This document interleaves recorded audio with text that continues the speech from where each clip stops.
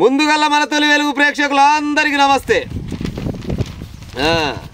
Hostel అంటే ఏడనైనా కానీ ఏ ఊర్లోనైనా కానీ మీ పిల్లలు ఏడ చదువుతారంటే హాస్టల్లో చదువుతారని అంటే వాళ్ళు ఏమనుకుంటారంటే దాదాపుగా హాస్టల్లో ఉన్న పిల్లలు బ్యాంకులు వేసినట్టే అనుకుంటారు. ఎందుకంటే అయ్యమ్మ ఒక్కలే ఆడ ఉండరు, మిగతా అన్నీ ఉంటాయి ఆడ.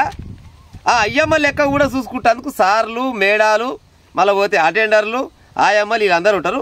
హాస్టల్లో ఉన్న పొరగాడు బ్యాంకులు వేసినట్టే అనుకొని మంచి భరోసాతోటి ఉంటారు తల్లిదండ్రులు.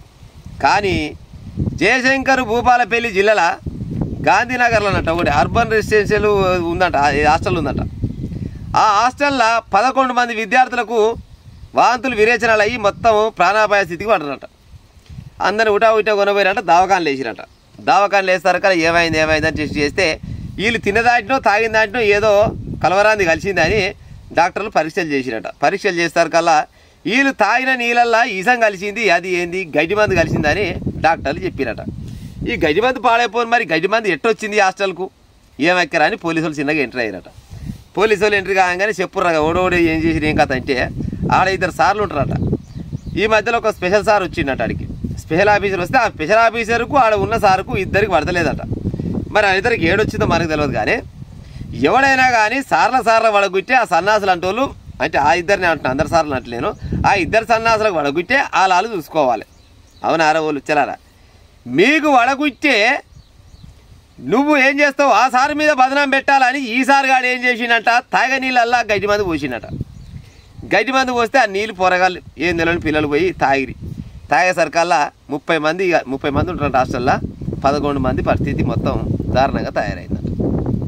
ఇక పోలీసులు వాళ్ళ స్టైల్ అడిగేసరికల్లా ఏం లేదు సార్ నాకు గానికి పడతలేదు, పడకపోయేసరికల్లా ఇక చిన్నగా నేనే అటు ఇటు చూసిన వంట మనిషిని పట్టుకొని వంట మనిషి నేను ఇంకా 2-3 ఉన్నాం.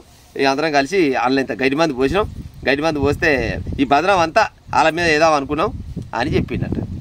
ఇక 3 సార్లని ఆ వంట మనిషిని అందరినీ ఉద్యోగాలకు వెళ్ళి తీసేసినట్ట. కానీ అవునా ప్రజలారా, హాస్టల్ అంటే తల్లిదండ్రులు ఏమనుకుంటారు, ఏడమురు మీ పిల్లలు అంటే హాస్టల్ ఉంటారంటే అమ్మాయి ఏ సప్పులు లేదురా పండుగ పబ్బానికి వచ్చిపోతారు, మిగతా రోజులలో మంచి హాస్టల్లో చదువుకుంటారు, హాస్టల్ అంటే బాగుంటుందని చాలామంది అనుకుంటారు.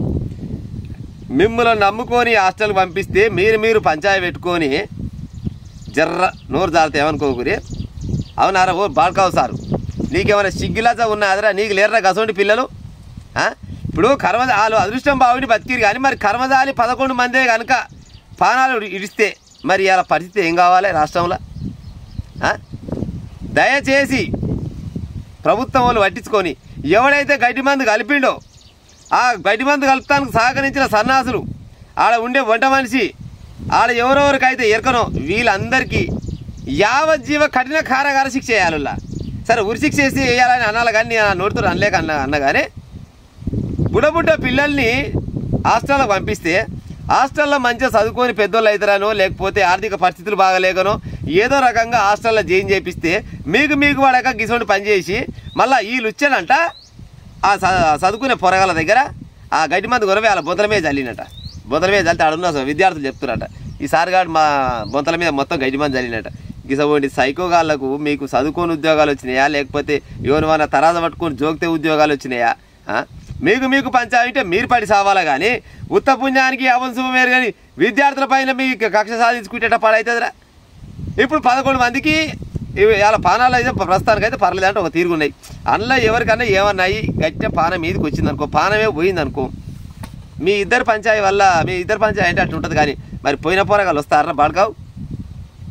నువ్వు సారు అవుతావు, నువ్వు సారు పెట్టరా? నువ్వు ఏం చదువుతుంది పాస్ అయినవరా నాయన? నాకు అర్థమైతే లేదు. కానీ జర్రనన్నా సిగ్గులచ్చలేనట్టుంది. ప్రభుత్వంలో పట్టించుకొని ఎవరెవరైతే సహకరించిరో ఏదో గడ్డి మంది వస్తాందుకు వాళ్ళని మళ్ళీ జీవితంలో పెన్ను పట్టేయలేదు, ఉద్యోగం చేసేయలేదు, కఠిన కారాగార శిక్ష చేయాలి. అవసరమైతే ఉరిశిక్ష చేసిన నష్టం లేదు. బరాబర్గా చెప్తున్నాం. హాస్టల్ అంటేనే అదొక పవిత్రమైన దేవాలయంతో సమానం. హాస్టల్లో మీకు పడక గిసోడు పని చేసి ఉత్త పుణ్యానికి ఏం తెలియని పిల్లగాల మీద మీరు విషప్రయోగం చేసేట పాడవుతుంది. జర్రనన్నా సిగ్గి శరం లజ్జలేనట్టు నీ లంగా తయారయ్యారు కొంతమంది. అయితే తల్లిదండ్రులకు దూరంగా హాస్టల్లో ఉండే విద్యార్థులు కన్నబిడ్డల్లో చూసుకోవాల్సిన ఉపాధ్యాయుడు కర్కోటకంగా మారాడు. తనతో విభేదాలు నెలకొన్న ప్రత్యేక అధికారిని ఇరికించేందుకు విద్యార్థుల ప్రాణాలు తీయాలని చూశాడు. హాస్టల్లో విద్యార్థులు వినియోగించే నీళ్లలో విషయం కలిపాడు. దీంతో 11 మంది విద్యార్థులు అస్తవ్యస్తకు గురయ్యారు. జయశంకర్ భూపాలపల్లి జిల్లా కేంద్రంలోని గాంధీనగర్ అర్బన్ రెసిడెన్షియల్ స్కూల్లో శుక్రవారం జరిగిన ఘటన చోటు చేసుకుంది. శనివారం విచారణలో భాగంగా విస్తుపోయే విషయాలు వెల్లడయ్యాయి. 5 నుంచి 8వ తరగతి వరకు చదువుకునే 30 మంది విద్యార్థులు ఈ స్కూల్లో ఉన్నారు. శుక్రవారం ఉదయం అల్పాహారం చేసిన తర్వాత 11 మంది విద్యార్థులు నీరు తాగి అస్వస్థతకు గురయ్యారు. దీంతో ఉపాధ్యాయులను వారిని జిల్లా కేంద్రంలోని ప్రభుత్వ ఆసుపత్రికి తరలించారు. అయితే విద్యార్థులు తాగే నీటిలో పాఠశాలలో విధులు నిర్వహించే ఓ ఉపాధ్యాయుడే గడ్డి మందు కలిపినట్టు తేలింది. మందు కలిపిన సీసాను కూడా తమ గదిలో దొరికినట్టు విద్యార్థులు తెలిపారు. ఈ ఘటనకు ఓ ఉపాధ్యాయుడు ప్రత్యేక అధికారికి మధ్య ఉన్న గొడవే కారణమని విద్యార్థులు అంటున్నారు. ఆయన సార్ గిసపోయింటి లంగబాటు కావాలంటే ఇక పొరగాలు ఎడదదుకుంటారు చెప్పురి. దయచేసి హాస్టల్కి పోయే పిల్లలు భయపడదు. తల్లిదండ్రులు మీరు ఎటనైనా చేయరి. ఆ హాస్టల్లో చదివించే తల్లిదండ్రులు పోయి హాస్టల్ ముందర కూర్చొని ఎవడైతే గడ్డి మందు కలిపినోనికి ఆయనకి సహకరించినోనికి వాళ్ళకి లైఫ్ లాంగ్ శిక్ష పడేటట్టు చేసిన దాకా మీరు ఆడ కూర్చొని ఆడికెళ్ళి అవ్వకొని గా పని చేయరు. ఎందుకంటే రాష్ట్రంలో చాలా హాస్టళ్ళు ఉన్నాయి. ఇక అందరికి గిసోని పని చేసిరనుకో పొరగాలు చదువుకుంటానికి దూరం అవుతారు. మమ్మగాని